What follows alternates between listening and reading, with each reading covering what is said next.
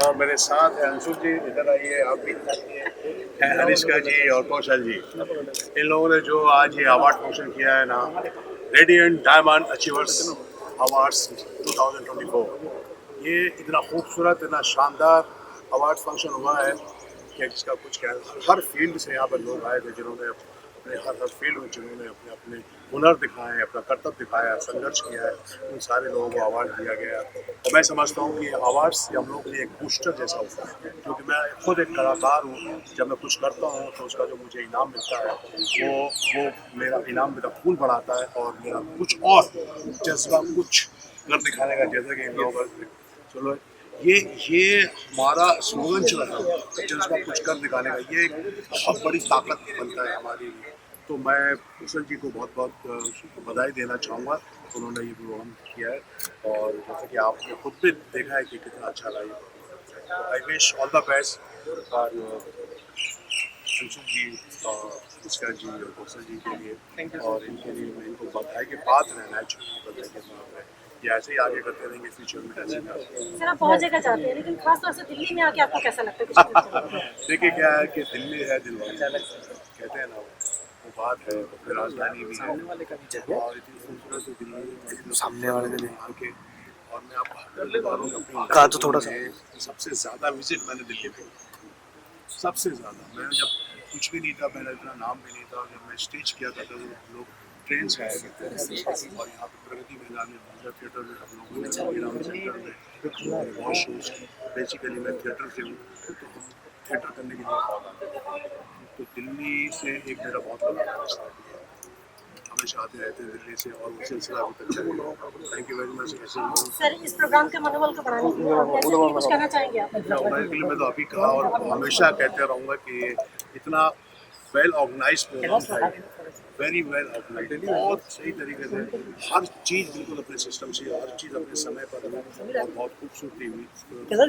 सबसे खास बात क्या थी आज की इवेंट? देखिए सबसे ख़ास बात अच्छी थी ये थी कि यहाँ पर जितने भी देखो सबसे अच्छे ऑर्गेनाइजर थे और उसके बाद जितने भी यहाँ पर लोग आए हुए थे, है ना, वो सारे के सारे लोग ग्रेट लोग थे, बहुत अच्छे लोग थे, बहुत समझदार लोग थे, बहुत अच्छी ऑडियंस थे। जब अच्छी ऑडियंस मिलती है ना तो हमें तो बहुत मज़ा आता है कुछ कर दिखाने के लिए, और उसका जब हमको रिस्पॉन्स मिलता है ऑडियंस से तो उसकी बहुत खुशी होती है। तो सबसे अच्छा प्रोग्राम का यही था कि बहुत this programme was very well organised.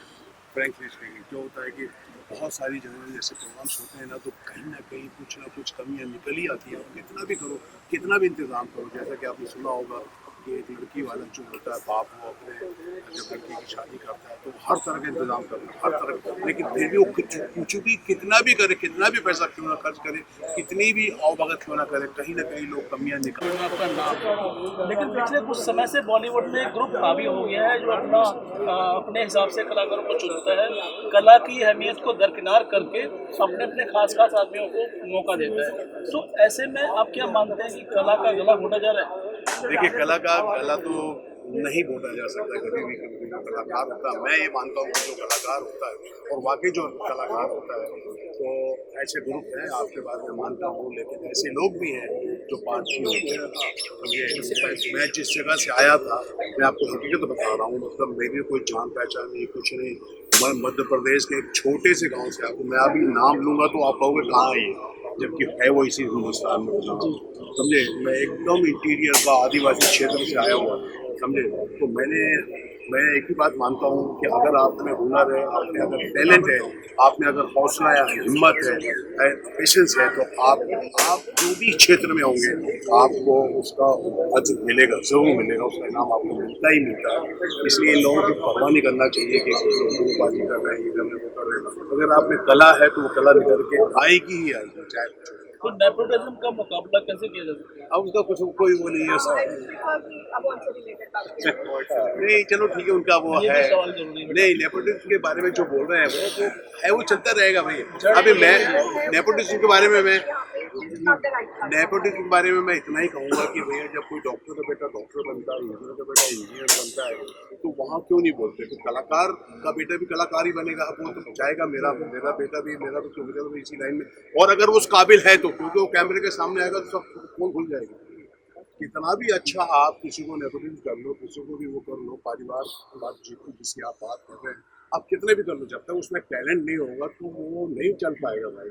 चाहे थोड़ी देर के लिए चलेगा, लेकिन फिर बाद में लोग पसंद नहीं करेंगे। तो आपके अगर टैलेंट है, चाहे वो किसी भी जगह है, आप जैसे क्रिकेटर है, क्रिकेटर अगर वो वाकई उसमें कला है, क्रिकेट खेलना है, तो वो उसको तो फेस करना है ना। वो इतना बड़ा सुनील गावस्कर का बेटा। सम्मान और स्वाभिमान जब भी बात आती है तो उसमें सभी का सीना गर्व से चढ़ा जाता है। वो भी क्यों ना, क्योंकि उनके किए हुए कर्म काम जो आने वाली पीढ़ी है उनके लिए एक कीर्तिमान स्थापित करते हैं। और ऐसे में आज हम देश की राजधानी दिल्ली के कॉन्स्टिट्यूशन क्लब में मौजूद हैं। यहाँ पर भी एक सम्मान समारोह आयोजित किया गया, उसके आयोजक हमारे साथ में हैं। सब परिचय।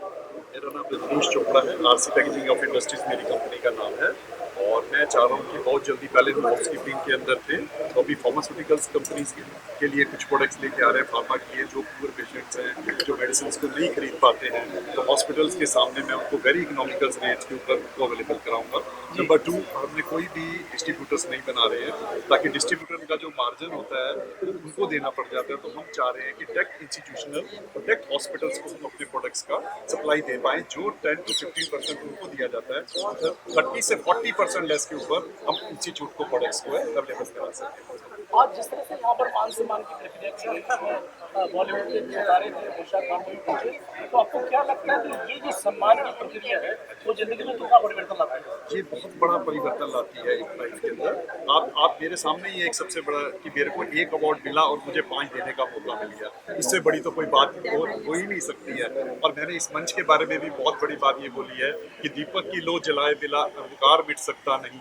ये वो मंच है, इस पे आए बगैर किसी का उद्धार कर सकता है। तो आने वाले समय में समाज के लिए आप क्या सोचते हैं? कुछ नई जिम्मेवारी अपनी बढ़ गई है? हाँ, बढ़ गई है। सबसे पहले तो क्या है कि हमें ना कॉलेज इंस्टीट्यूट्स उसके ऊपर बहुत नज़र रखनी पड़ेगी। आजकल आप ये देखो कि लोग भटक गए हैं, वहाँ पे कुछ समझाने वाला नहीं है। कोई आज इवन की प्रोफेसर तक भी हैं, मैं ऐसे बोलने के लिए क्षमा मांगता हूँ, बट कोई वो भी केयर नहीं करते हैं।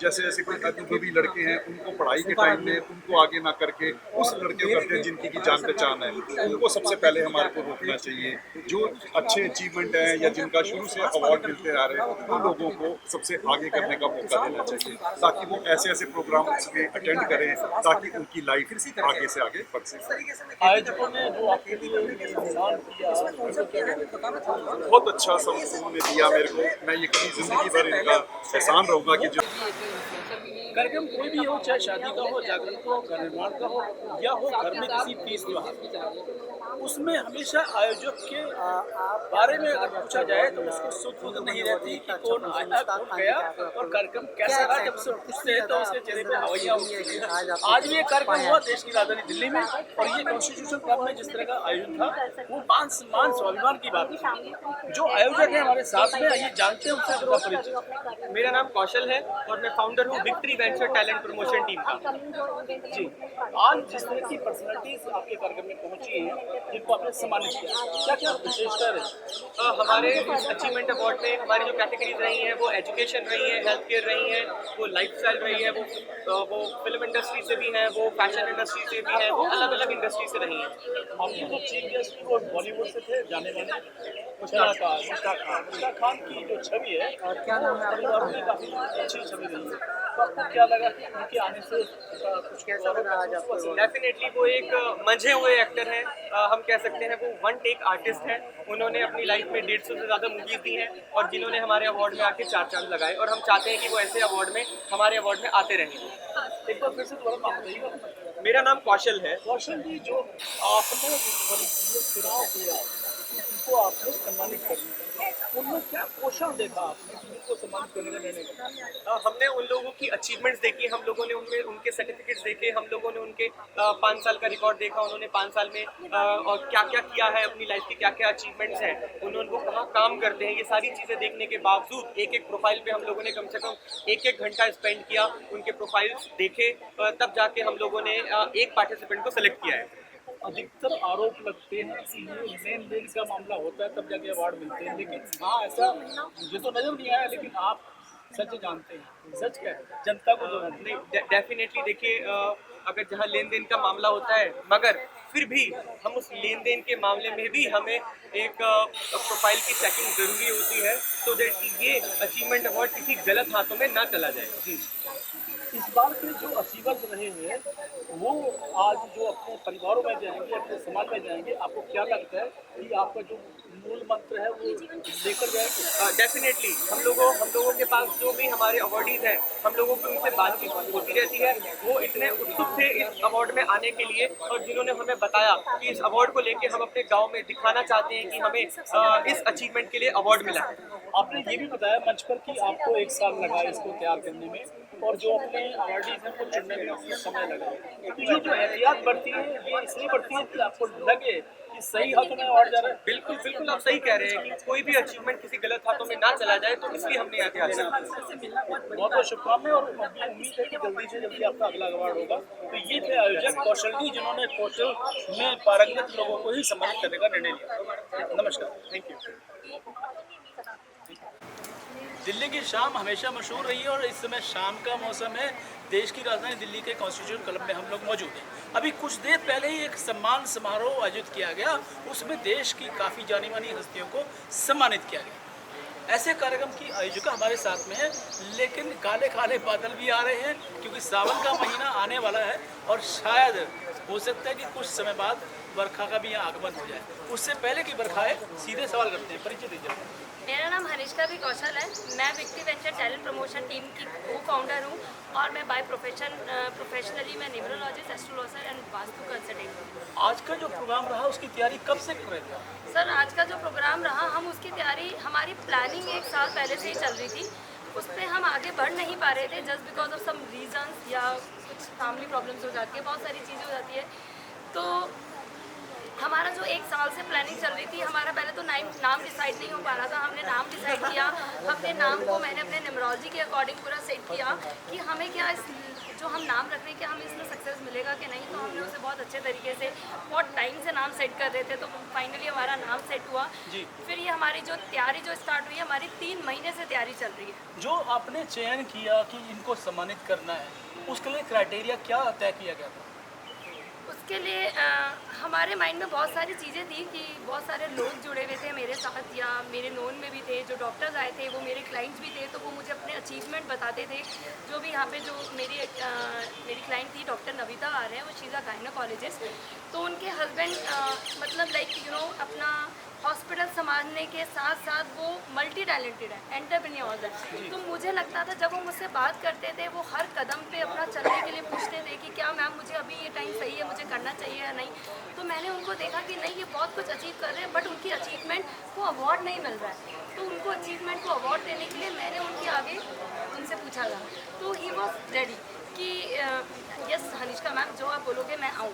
तो वो आए, उन्होंने अपना यहाँ पे अपना टाइम दिया। आपको भी मैं थैंक यू बोलना चाहूँगी समाचार निर्देश को कि उन्होंने भी अपना बहुत टाइम दिया, हमारे संग टीम की तरह एक काम किया। अकेले कोई भी काम नहीं होता लाइफ में, आप जानते ही हैं।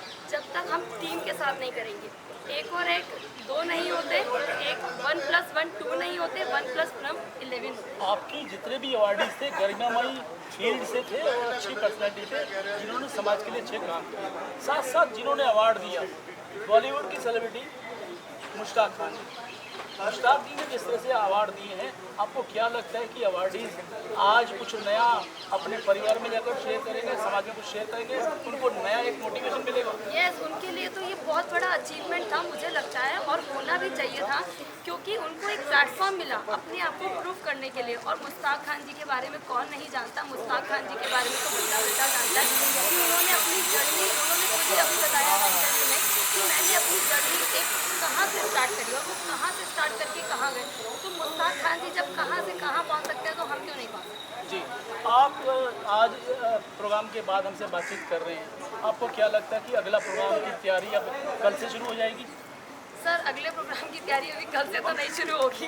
अभी तो 1 महीने से हम घर से चैन से सो भी नहीं पा रहे हैं, तो थोड़ा टाइम लगेगा। अगला प्रोग्राम सरप्राइज रहेगा डेफिनेटली। जब भी हमारा हम ऑर्गेनाइज करेंगे, आपको ज़रूर बताएंगे। अच्छे काम की शुरुआत के लिए हमेशा मेहनत, और सिर्फ मेहनत का ही साथ चाहिए होता है।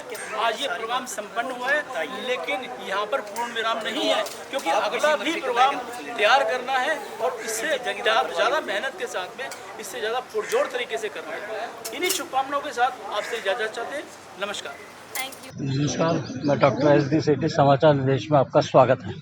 हमारे साथ आज इवेंट ऑर्गेनाइजर अवार्ड के लिए इन्होंने पहले टर्म के अंदर ही बाजी मार ली है, उसको ही लेके हम आज बात करेंगे जॉन से। मैडम आप पूरा परिचय दीजिए। सर मेरा नाम है अंशु जॉन, मैं विक्ट्री वेंचर टैलेंट प्रमोशन की को फाउंडर हूँ जी। और ये हमारा फर्स्ट इवेंट था। लोग भी हैरान है कि हम इतना बढ़िया इवेंट हो गया पहली बार में। लगी है हमारी मेहनत, 3 महीने से हम इसमें लगे हुए हैं और ये जान के बहुत खुशी हुई कि सब लोग इस कार्यक्रम को लेके बहुत खुश हैं। मैं तहे दिल से धन्यवाद करना चाहूँगी समाचार निर्देशक का, जिन्होंने हमारे लिए एक मैगजीन भी लॉन्च करी है और उसमें हमारे अवॉर्डीज़ का सबका परिचय दिया गया है और हम लोग बहुत इनसे खुश हैं। समाचार पत्रिका को भी आप थैंक यू बोलना चाहूँगी। 2 शब्द और मैं अपनी तरफ से कहना चाहूँगा। दरअसल जो प्रोग्राम आपका रहा बहुत ही बेहतरीन प्रोग्राम था।